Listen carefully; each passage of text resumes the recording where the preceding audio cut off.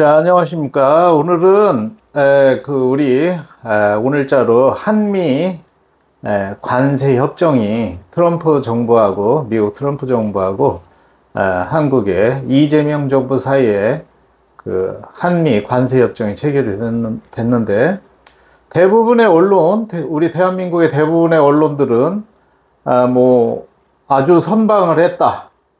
굉장히 잘한 것이다. 이런 논조로 전부 보도를 하고 있네요. 저는 지금 왜 이 꼴을 하고 나왔느냐 하면은 저는 개인적으로 나라가 정말 위기고 나라가 망할 지경이다. 아니면은 지금 망해 가고 있다. 개인적으로는 울고 싶은 심정입니다, 여러분. 자, 먼저 일본 언론들 대부분의 논조는 일본이 지금 5,500억 달러를 미국에 투자해 주기로 했는데 한국은 일본보다 적은 4,500억 달러 투자하기로 해가지고 굉장히 잘한 것이다. 그런 말도 있고, 그 다음에 우리가 이제 농산물 분야에서 쌀하고 쇠고기를 더 이상 추가 수입하지 않기로 했기 때문에 농민들을 마치 지킨 것처럼 그런 정말 터무니없는 그런 논조로 이 이재명 정부를 아주 그냥 칭찬하고 비위를 맞추고 아부를 하고 있는데 정말 심각한 문제라고 저는 생각합니다. 자, 우리나라하고 일본하고는요 지금 대략 경제 규모가 2배가 차이 납니다.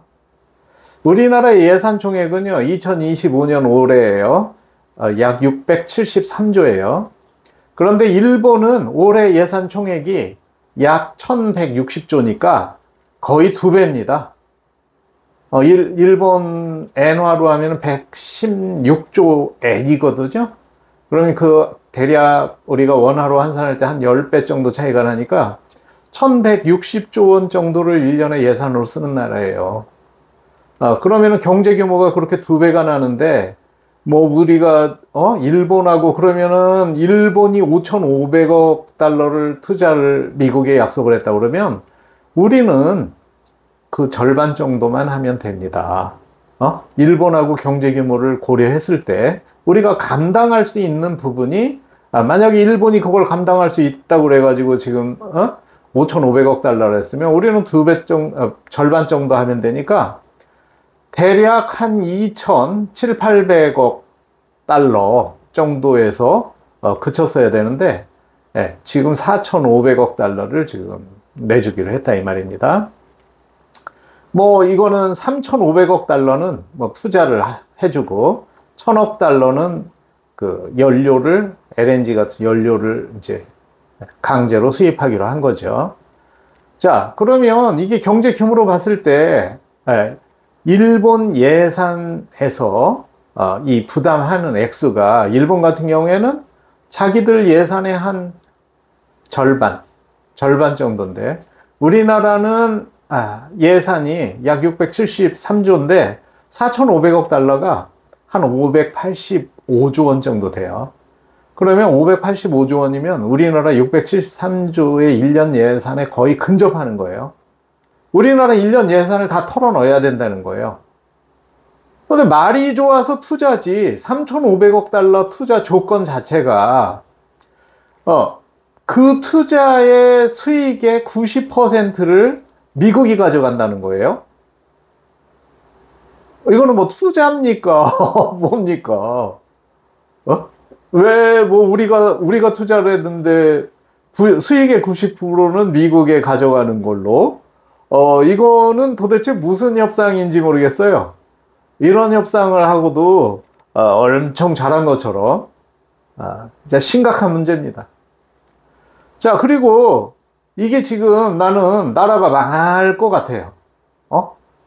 이 계기가 중대한 계기가 이 계기를 기점으로 해가지고 나라가 정말 망하지 않을까 심각한 우려가 됩니다. 일본은요 지금 올해 2025년 6월 말 기준으로 외환보유고 있지 않습니까? 일본 정부가 갖고 있는 외환보유고 달러가 약 얼마 정도 가지고 있느냐? 1조 3,137억 달러. 1조 3,137억 달러에서 5,500억 달러 정도 투자를 하겠다는 거예요, 미국에. 자, 그런데 우리나라는 2025년 지금 6월 말 기준으로 한국은행이 발표한 수치를 보면은요, 외환보유고가 4,100억 달러 정도. 4,100억 달러 정도입니다. 일본에 비해서 몇 배 차이가 납니까? 일본에 비해서. 한 거의 3배 이상 차이 나는 거죠, 외환보유고가. 그런데 투자를 비슷하게 한다? 나라가 견디겠습니까? 일본은 1조 3,173억 달러예요, 보유고가. 공식적으로 올해 6월 달에. 근데 한국은요, 제가 말씀드렸잖아요. 4,100억 달러밖에 안 되는데, 이것도요, 2023년 말에 발표한 수치는요, 4,200억 달러에서 날이 갈수록 지금 외환 보유고가 줄어든다는 거예요. 그럼 나라가 경제가 지금 어려워지고 있다는 거예요. 그런데 여기에서 4,100억 달러 가지고 있는데 어떻게 4,500억 달러를 투자를 하는 건지 나는 이게 제가 모자라서 그런 건지 난 다 이해가 안 돼요. 외환 보유고가 일본처럼 1조 3,137억 달러 정도 되면 5,500억 달러 투자할 수 있다 이거예요. 아니, 외환 보유고가 우리는 안 되는데 4,100억 달러짜리가 4,500억 달러를 주겠다는 거야, 전체적으로. 이게 됩니까? 나라가 망하려나, 정말? 그 상복을 정말, 차려입고 나와야 되는데, 정말, 나라가 지금 초상집이 되어야 되는데, 어떻게 된 게 언론이, 이거는 무슨 뭘 잘했다는 등. 자, 그리고요, 우리가 자동차, 예를 들어서 자동차 관세가 15%인데, 그동안에, 지금까지 그러면은 관세가 어떻게 됐느냐, 그동안에. 0%였어요. 왜 그러냐면 우리나라는 미국하고 한미 FTA를, 자유무역협정, 한미 자유무역협정, FTA라고 그러죠. 이거를 체결을 해가지고 자동차 분야에 관세가 없었어요. 없었는데 갑자기 15%를 매긴다고 그러면은 우리나라가 지금 경제 그 구조가 이 자동차 분야에 굉장히 우리가 반도체, 자동차, 철강 이런 분야가 거의 나라를 지탱하는 거죠. 지금 나머지는 엉망이죠. 그런데 갑자기 0%에서 15%로 올라가지고 그 경쟁력이라든가 과연 수익을 제대로 내고 대기업이 운영 가능하게 경영을 할 수 있는가? 이런 거는 정말 심각한 거죠. 일본도 15%인데 그러냐? 일본도 15%죠. 그렇지만 일본은요, 경쟁력이 아주 뛰어나지 않습니까? 그 일본 경제 규모도 크고, 일본은 그 전까지 자동차 관세가 우리나라처럼 0%였느냐? 그게 아니죠. 일본은 이미 미국하고 관세를 받고 있었어요. 먹이고 있었어요, 미국이. 2.5%. 우리 0%일 때 걔네들 2.5%씩 관세를 내고 있었으니까 우리가 유리했죠. 걔네들이 아주 여러 가지 뛰어난 경제 규모와 경제 구조를 가지고 기술 발전을 가지고 있더라도 우리가 관세 2.5% 자동차 분야에서 그만큼 우리가 이득이 있었다 이 말이에요. 경쟁력이 있었던 거죠. 그런데 그래도 우리나라가 일본을 대적하기가 어려웠는데 이번에 아주 일본하고 똑같이 만들어준 거예요. 우리가 유리했다가 불리해진 거죠. 그런데 이게 잘된 무슨 관세협정이라고 떠드는 그런 거는 도대체 어떤 논리에서 나오는 건지 모르겠어요. 자, 그리고 이게 우리가 미국에 대해서 1,000억 달러는 뭐 유류를, 뭐 LNG 같은 거, 유류를 강제로, 미국으로부터 조달하게 돼 있는 거죠, 지금. 그 다음에 3,500억 달러는 이제 투자라는 말이에요. 투자. 그런데 우리가 3,500억 달러를 투자를 한다는 건 이득이 있어야 될 거 아닙니까? 그런데 투자에 대한 수익을 미국이 90%를 가져간다 이거예요. 이게 이제 정말 투자인가? 뭐 갈취인가? 이거는 정말 잘못된 협상이라고 생각합니다. 이재명 정부가 그 전에 마치 전 정부들, 뭐 보수 정부들 그냥 무조건 끌어내리고 까대면서 마치 자기들이 하면은 뭐 미국 꼼짝 못하게 해가지고 뭐 잘할 것처럼 했는데 아주 이렇게 엉망진창의 그런 관세 협정을 이제 맺어가지고 저는 정말 심각하다고 봅니다. 그 다음에 이제 농산물 분야도 쌀과 쇠고기 뭐 더 이상 수입 안 하기로 했다고, 추가 수입을 하지 않기로 했다고, 마치 이제 그 농민들과 농업을 우리나라 고유 농업을 갖다가 지킨 것처럼 그렇게 뭐 칭찬을 하고 있는데 그게 말도 안 되는 거죠. 이미 쌀과 쇠고기를 수입 안 하고 있는 게 아니지 않습니까? 엄청나게 수입하고 있어요. 더 뭐 마트 가보세요. 쌀, 쇠고기. 무슨 추가 수입을 안 하고 자시고 할 건덕지가 없어요. 농업을 보호하기는 뭘 보호합니까? 지금 현재 농산물 시장 개방이 뭐 얼마나 지금 방어를 뭘 할 게 있나요? 99.7%가 개방이 돼 있어요. 99.7%. 0.3% 남았다고. 이게 뭘 어떻게 했다는 거야? 뭘 보호해? 다 개방했어요. 다 개방. 이거 전면 개방이나 마찬가지. 전면 개방. 참나 이거 정말 잘못된 관세 협정입니다. 이거. 그리고요 세부적으로 가면 끝도 없습니다. 끝도 없어요. 지금 뭐 예를 들어서요. 우리나라의 그 지금 자동차 산업도 중대한 지금 기로에 직면해 있는데 지금 현재 우리나라가 가장 그 경쟁력 있고 수출해서 외화를 많이 획득해 오던 대표적인 산업들이 자동차 산업, 철강 산업, 반도체 아닙니까? 철강은 뭡니까? 철강은 지금 50% 관세예요. 뭐 수출하지 말라는 거죠. 관세가 50%인데. 이제 정말로 심각한 문제입니다. 그런데 그러면은 우리가 반도체 분야는 어떠냐? 반도체 분야는 아직 협상도 안 했어요. 반도체 분야에 또 치명적인 타격을 입는다고 그러면은 나라가 정말 어디로 갈지 모르는 거죠.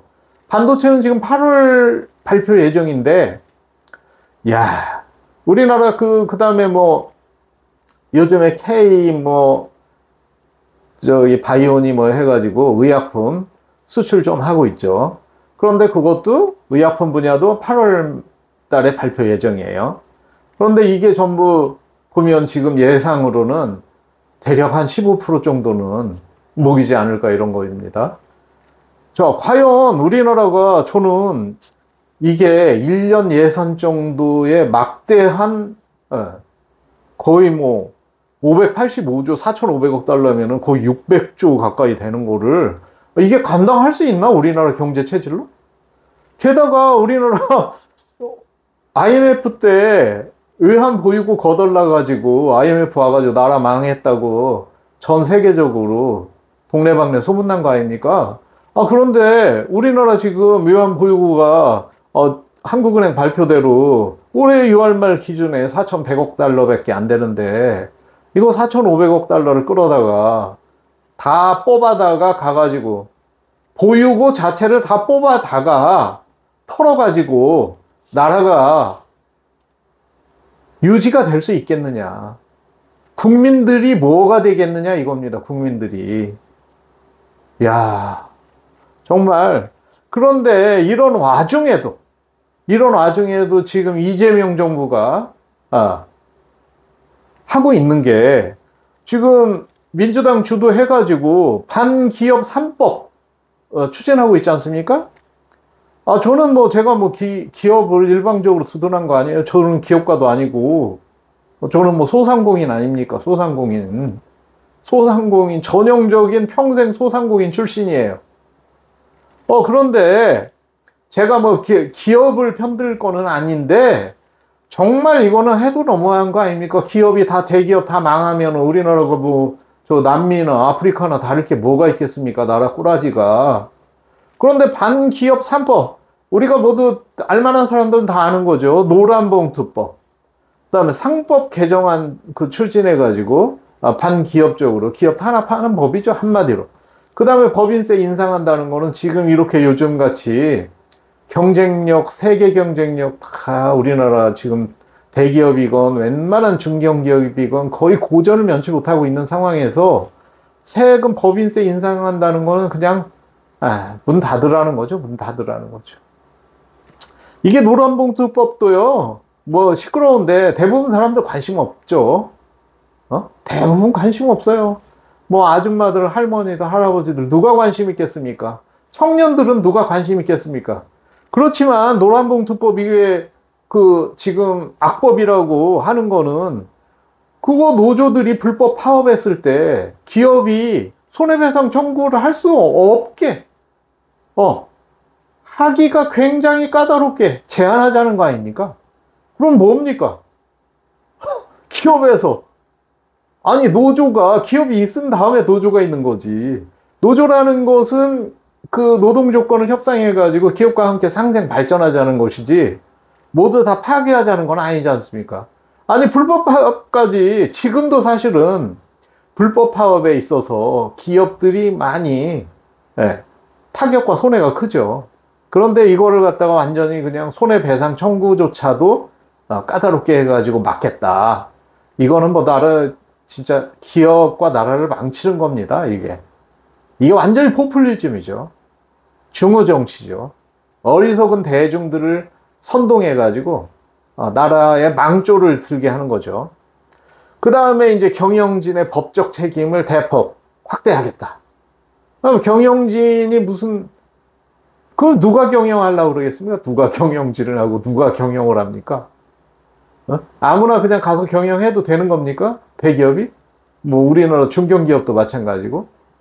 정말 재주가 좋은 사람들이 다 나서가지고 협조를 해도 기업 경영이 세계적인 경쟁력을 갖고 세계 시장에서 그 경쟁력을 가지고 돈을 벌어서 국가와 사회에 이바지해가지고 국민들을 먹여 살리는 그런 역할을 하기가 쉽지가 않지 않습니까?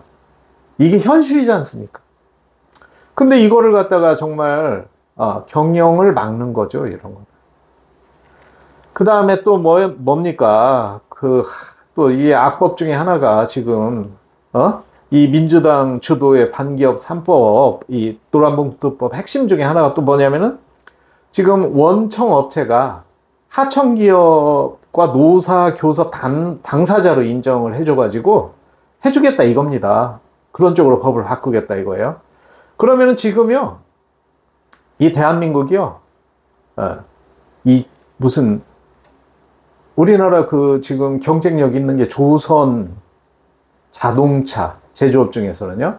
그런데 우리나라 뭐 현대조선이라든가 이 대형 조선업 같은 경우는요, 조선업 회사 같은 경우는, 조선업 대기업 같은 경우는요, 그 하청업체가 조선업 같은 경우에는 뭐 한 2,500개 정도 하청업체만, 1차 하청업체만 그렇다나 뭐 그런다고 그래요.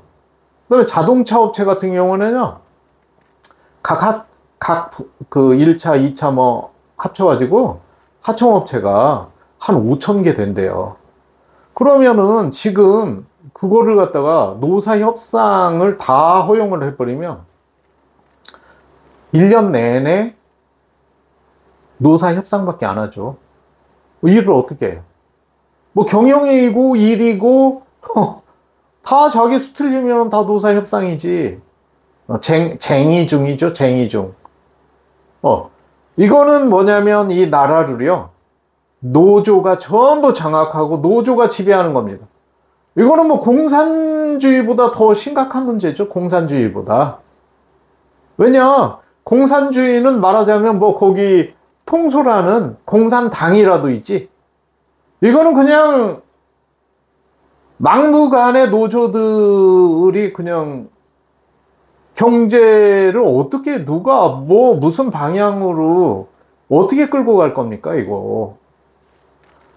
자, 제가 이 분야에 무슨 뭐 대단한 전문가는 아닌데 그 뉴스를 보다 보면은요, 야, 진짜 제가 봤을 때 이거 뭐 나라가 어떻게 망할 것 같아요. 나라가 망할 것 같습니다. 이게 지금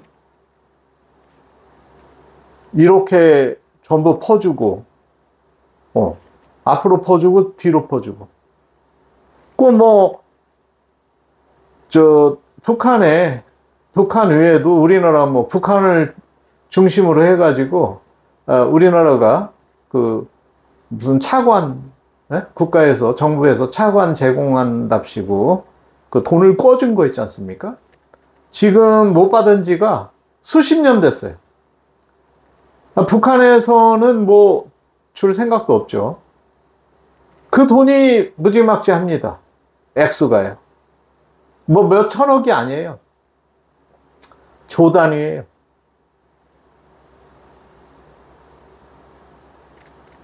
여기 띠껴 저기 띠껴.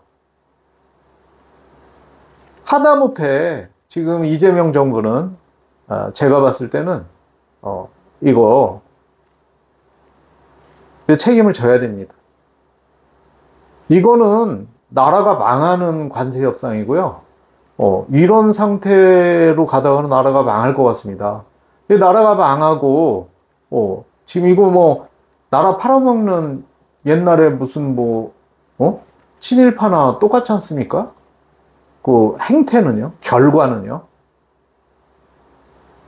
이거 뭐 무슨 반미 어쩌고 저쩌고 해가지고 미국하고 강하게 협상에 돌입할 것처럼 자세를 취해가지고 일부 국민들이 많이 박수를 보냈을 겁니다. 네. 그런데 이 따위의 그 결과를 가져와 가지고는 나라가 미래가 없다. 자, 저는 앞으로 이거를 더 지켜보겠습니다만 여러분들도 한번 눈을 똑바로 뜨고 지켜봐야 됩니다. 내 나라가 지금 어디로 가고 있는지. 자, 오늘 여기까지 하겠습니다.